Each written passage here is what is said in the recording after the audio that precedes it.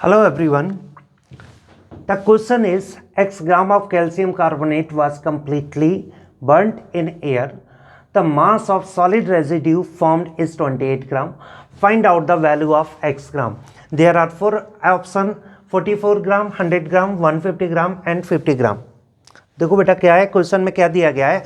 Question में दिया गया है कि x ग्राम कैल्शियम कार्बोनेट को गर्म करना है। कैल्शियम कार्बोनेट को गर्म करते हैं तो सॉलिड कैल्शियम ऑक्साइड बनता है, जैसे बोलते हैं रेजिड्यू, और साथ में CO2 गैस रिलीज हो जाती है। ओके, तो हमें सबसे पहले तो रिएक्शन लिखनी होगी।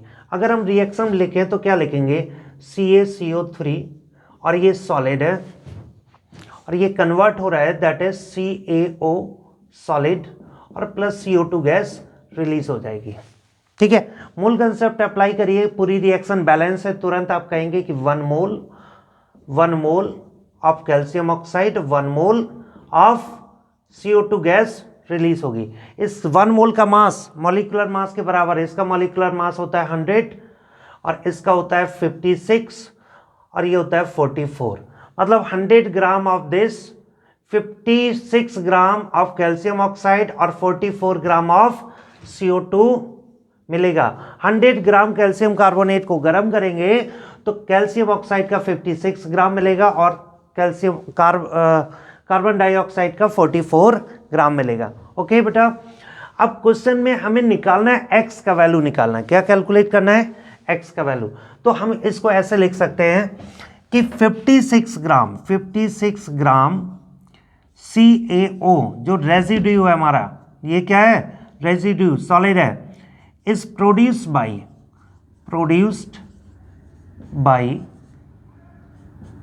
100 ग्राम CaCO3। तो बताइए 28 ग्राम कितने से प्रोड्यूस होगा, 100 डिवाइडेड बाई 56 इंटू 28, तो ये आ जाएगा 2 और 2 50, तो आंसर आ गया 50 ग्राम। और यही 50 ग्राम क्या है, calcium carbonate, that is x gram CaCO3। तो बेटा आपका जो आंसर है वो क्या होना चाहिए, दैट इज 50, यानी कि डी ऑप्शन। क्या होना चाहिए, डी ऑप्शन। ठीक है, I hope the correct answer is D. अब बात करते हैं नेक्स्ट क्वेश्चन की। नेक्स्ट क्वेश्चन दिया गया है, select the hybridisation in PCl5 in solid state. Solid state में PCl5 की हाइब्रिडाइजेशन सेलेक्ट करना है।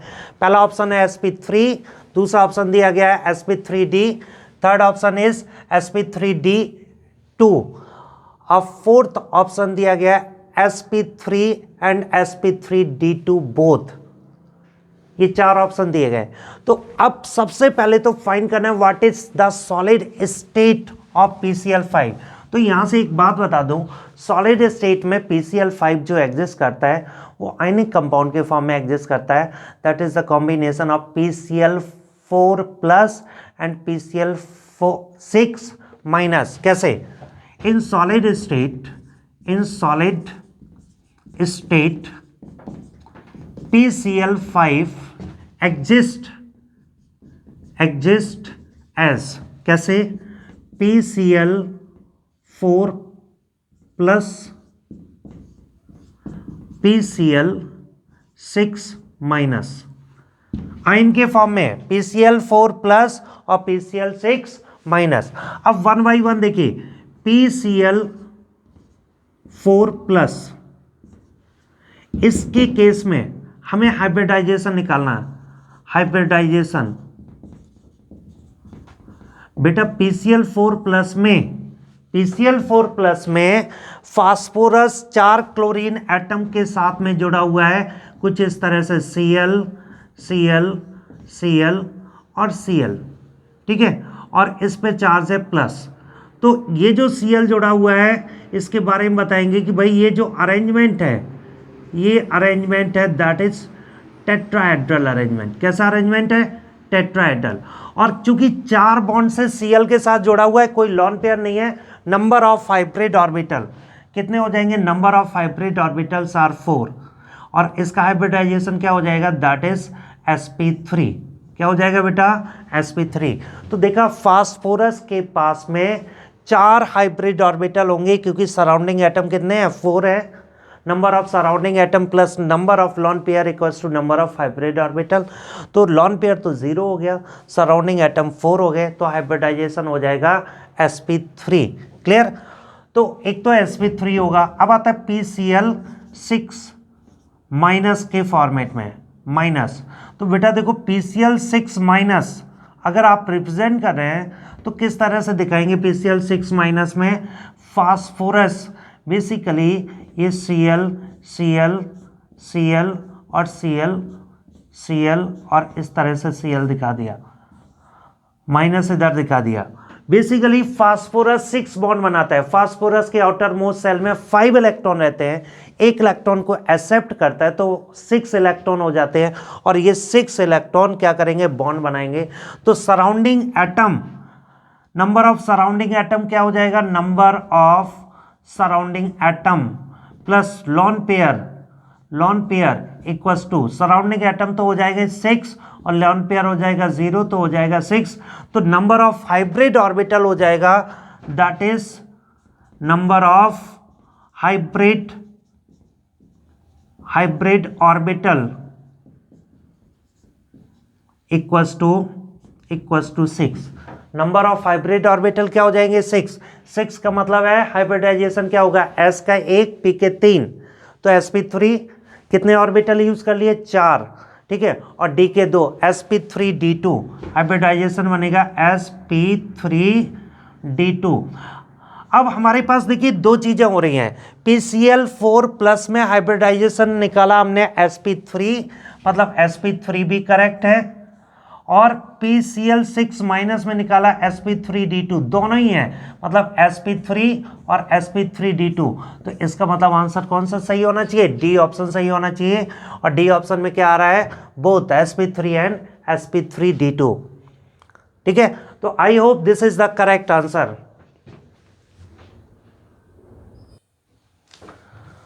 The next question is, in the given reaction the major product A will be, और reaction दी गई है, इस रिएक्शन में एल्कीन का HBr के साथ रिएक्शन कराया गया और एक मेजर प्रोडक्ट बना रहे हैं जिसे बोला गया A, क्या होना चाहिए। तो चलिए पहले तो हमें रिएक्शन लिखनी पड़ेगी। तो देखो बेटा क्या होगा रिएक्शन के बारे में, बेसिकली हम करेंगे कि CH3 double bond CH2 double bond CH2, और इसकी रिएक्शन करा रहे हैं किसके साथ में, HBr के साथ में। तो देखो बच्चे HBr के साथ में जब रिएक्शन कराते हैं तो रिएक्शन कुछ इस तरह से होगी, ये इलेक्ट्रॉन पेयर इधर ट्रांसफर, ये H प्लस Br फॉर्म में टूटता है और H प्लस अटैक करेगा किस पर, कार्बन पर, जहां पर ये इलेक्ट्रॉन डेंसिटी ट्रांसफर हुई है।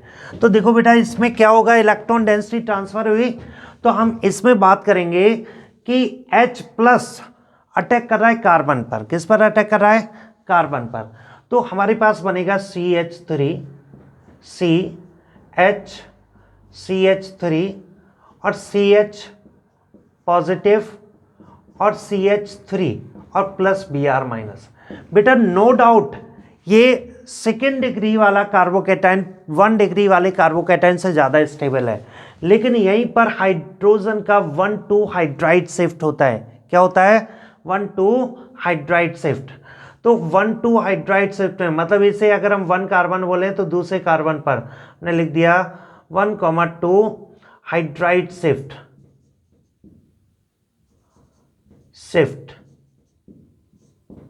और इस हाइड्राइड शिफ्ट के चलते ये 3 डिग्री वाला कार्बोकेटाइन बनता है। तो ये जो फॉर्मेशन होता है ये क्या फॉर्मेशन होता है, CH3 पॉजिटिव और CH3 और प्लस Br माइनस, और ये Br माइनस इस पर अटैक करेगा और प्रोडक्ट का फॉर्मेशन होगा CH3 और Br, CH2CH3, ये फॉर्मेशन हो गया। तो देखो जब ये फॉर्मेशन हुआ बेटा तो ये फॉर्मेशन, इसका मतलब हमारा कौन सा आंसर दिख रहा है, ये आंसर दिख रहा है C। तो क्या आंसर होना चाहिए, C आंसर होना चाहिए। ये हमारा जो आंसर आ रहा है C आंसर आ रहा है। तो I hope the correct answer is C। Clear? ये ऑर्गेनिक क्वेश्चन में रिएक्शन रीअरेंजमेंट का क्वेश्चन है जिसमें हम हाइड्राइड शिफ्ट करा के और ये मेजर प्रोडक्ट बनाते हैं, ठीक है। अब नेक्स्ट क्वेश्चन के बारे में बात करें, एक गैसियस स्टेट का क्वेश्चन है जिसमें पीवी डायग्राम मतलब बॉयल्स लॉ से रिलेटेड है और आइसोथर्म दिए गए हैं। आइसोथर्म का मतलब है कि कांस्टेंट टेम्परेचर को रखकर ग्राफ प्लॉट किया गया। फिर लिखा है for the isotherm select the increasing order of temperature. सबसे पहला पॉइंट कि क्वेश्चन आप अटेंटिवली पढ़ें, क्या लिखा है? Increasing order of temperature. तो टेम्परेचर के इंक्रीजिंग ऑर्डर आप इनमें से देखेंगे कितने इंक्रीजिंग ऑर्डर है। तो यहाँ पर एक तो ये इंक्रीजिंग ऑर्डर है, ये भी दिया गया और ये भी दिया गया, ठीक है। इसको सॉल्व करने का तरीका होता है, क्या करते हैं? सॉल्यूशन। हम इस ग्राफ को दोबारा बना लेते हैं। अगर हम इस ग्राफ को दोबारा बनाते हैं तो ज़्यादा बेनिफिट रहेगा। हमने लिखा P और V और ग्राफ कुछ इस तरह से दिया गया है। ग्राफ कुछ इस तरह से दिया गया है। टेम्परेचर दिया गया T1, T2 और T3। Temperature T1, T2, T3। देखो सॉल्व करने के लिए सबसे अच्छा तरीका है या तो कांस्टेंट प्रेशर वाली लाइन खींचो या कांस्टेंट वॉल्यूम वाली। सपोज हमने कांस्टेंट वॉल्यूम वाली लाइन यहाँ पर ड्रॉ कर दी और याद करो कांस्टेंट वॉल्यूम मतलब प्रेशर कुकर में ढक्कन बंद करो, वॉल्यूम कांस्टेंट हो गया। फिर वॉल्यूम कांस्टेंट होने पर जब गैस के चूल्हे पर रखते हैं तो जैसे जैसे आप गर्म करते हैं वैसे वैसे उसका प्रेशर बढ़ता चला जाता है, वॉल्यूम अभी भी कांस्टेंट। सेम कहानी कि इसके रिगार्डिंग जो प्रेशर है बेटा, इसके रिगार्डिंग ये जो प्रेशर है दैट इज P, देखिए कौन सा होना चाहिए? T1 कर्व वाला है P1 और ये हो जाएगा P2 और ये वाला प्रेशर हो जाएगा दैट इज P3। अब मैक्सिमम प्रेशर और मिनिमम प्रेशर कौन सा है? तो हमने लिख दिया maximum pressure that is P3।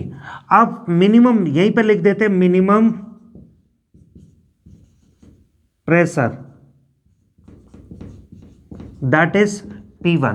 बेटा एक बात बताओ, कांस्टेंट वॉल्यूम रखकर प्रेशर लगातार बढ़ता जा रहा है, गैस के ऊपर रखा हुआ है, तो इसका मतलब टेम्परेचर बढ़ रहा है।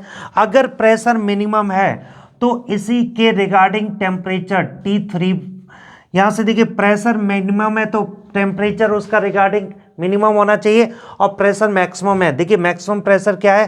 That is P3। इसका मतलब इसका रिस्पेक्टिव टेम्परेचर जो होगा ये क्या होगा? T3 that is maximum. ये क्या होगा? मैक्सिमम। और यहाँ पर मिनिमम प्रेशर P1 है तो मिनिमम प्रेशर क्या है? That is P1। तो जो टेम्परेचर है वो क्या होना चाहिए? T1। T1 की वैल्यू कैसी होनी चाहिए? मिनिमम। कैसा होना चाहिए बेटा? मिनिमम। तो अब ऑर्डर हमारा क्या है? इंक्रीजिंग ऑर्डर फाइंड करना है। इंक्रीजिंग ऑर्डर मतलब क्या हो गया? T1, T2 और T3 इंक्रीजिंग ऑर्डर फाइंड करना है। तो देखिए T1 सबसे कम, T1 सबसे ज्यादा, T3, तो ये आंसर करेक्ट होना चाहिए। तो I hope the correct answer is B option. Okay बच्चे, गुड लक।